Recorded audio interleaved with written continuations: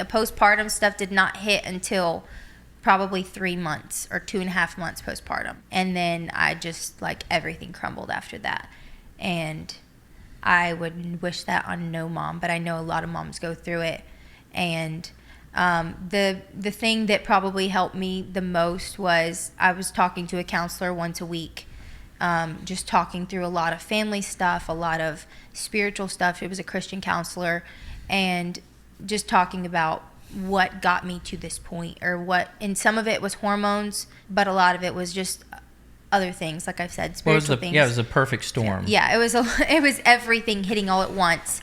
And so I think the thing that got through, obviously, I think working through the things about what do I believe. And I think that was a lot of it was I didn't know why I believed what I believed growing up. I just believed it because that's what we grew up with. And so I came to this point of I'm either going to believe this or I'm not. And that crossroads was a super scary place to come to, and it was scary because, like, I've never done that. Like, and like I said earlier, I just never was going to be the one that questioned that. And I'm married, I have 3 kids. I kept thinking should have it all together. Yeah, I should have it all together. Like, I'm seasoned. I shouldn't be struggling with this. And so I had to work through just from rock bottom. Like, okay, where am I going to go from here? I just kind of wanted to sulk in it for a while, but I knew that was not healthy for our marriage, for my kids. And so that's where talking to a counselor, talking to people at church, talking to other moms that had similar situations was super helpful for me. And then just taking care of myself, because at this point I was eating my kids' leftovers. I was not, I just didn't want to make a healthy meal for myself. Like, I didn't really care to eat sometimes. And so he was taking care of me, making meals, making sure I was getting the calories in because I'm still nursing. And then at 6 months postpartum, I decided, okay, for my mental health, it's best if I stop, because I've not been one that's like, oh, I just love nursing and it's so bonding for me. Like, with Gideon, I stopped at 3 months. Evie, I stopped at 6 months. And Gunner, I think it was like around 7-8 months. But when I stopped nursing and started working out was really, really healthy for me. And then just eating healthier, I saw a huge drastic change. And just being really honestly, just being open and honest with people about how I was doing, instead of like people in church, how are you doing? Oh, I'm doing great. Yeah, we're doing good. And I'm sure they could see like the devastation and the sadness in my eyes. But I finally got to a point where I was like, I'm not doing good. Like, I'm struggling. I'm struggling. Like, do I even want to be here? Like, and then I had to go even talk to my doctor and be like, hey, this is where I'm at. And it was super hard, but I also wouldn't change that season for anything, because I am today. I've grown so much in the last really just 6 months. I've grown so much. So I think just taking care of myself, he was such a good support through it all, and not making me feel bad for going through it, but helping me through it. And so, I don't know, I think it was just, I was really just fighting for months and months to feel better.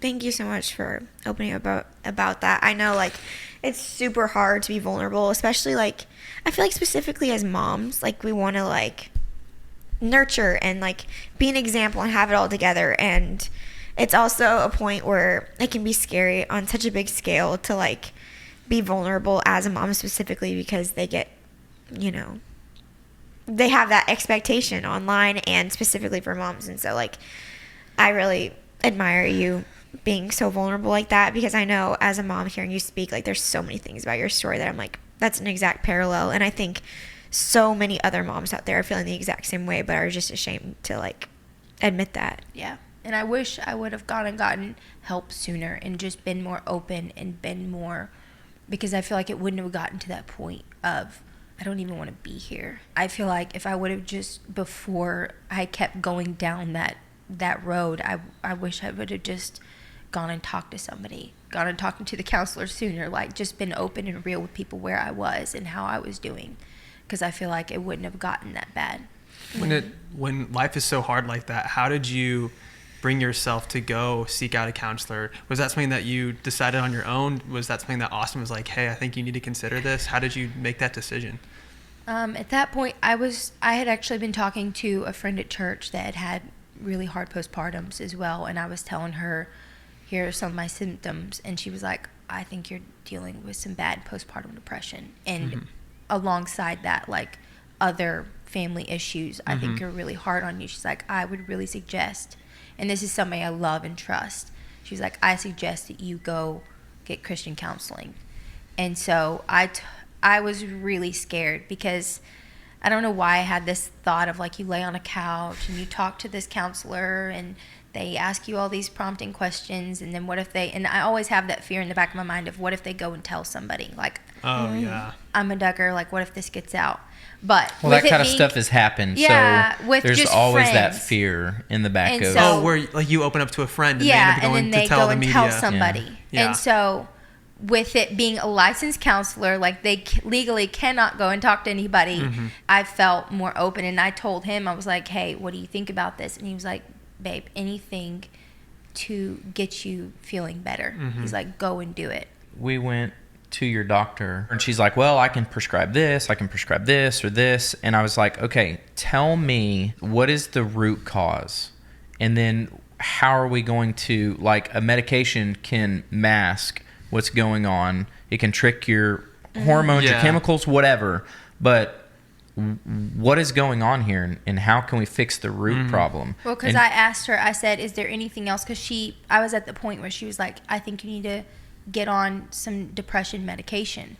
And I was at the point of, okay, I know where I'm at. I'm not to that point where I feel like it's life or death situation. Just honestly, I'm not at that point. Haven't made any plans. Yeah. But I feel like I am at a point where I need to do something.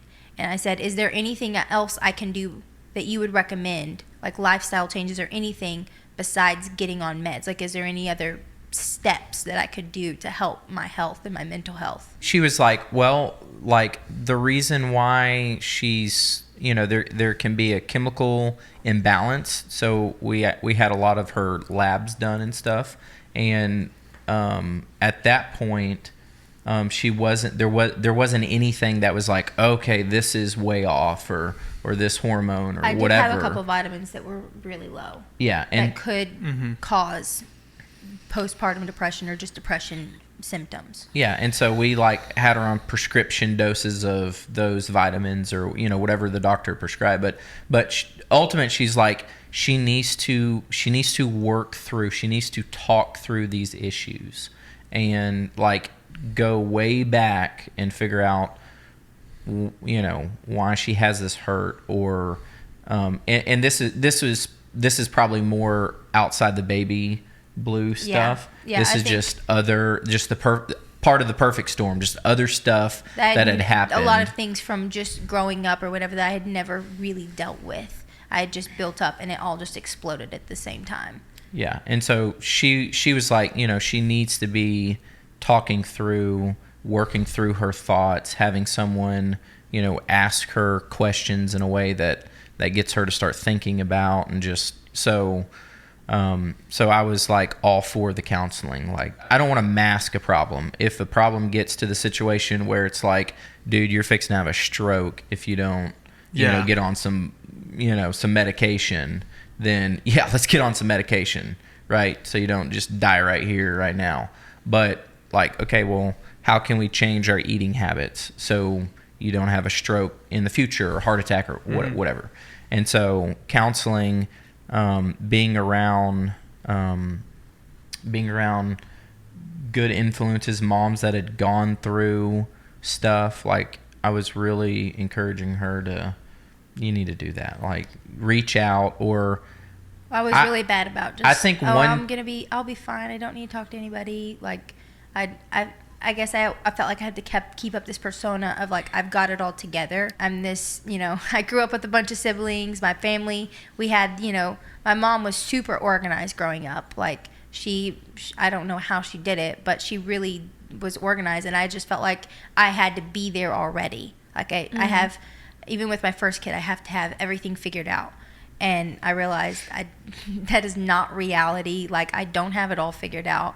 And just being around other moms that were like just similar, like, here's our lives, we're kind of a mess, but we're loving it and we're figuring it out as we go, and we're doing our best job at raising our kids.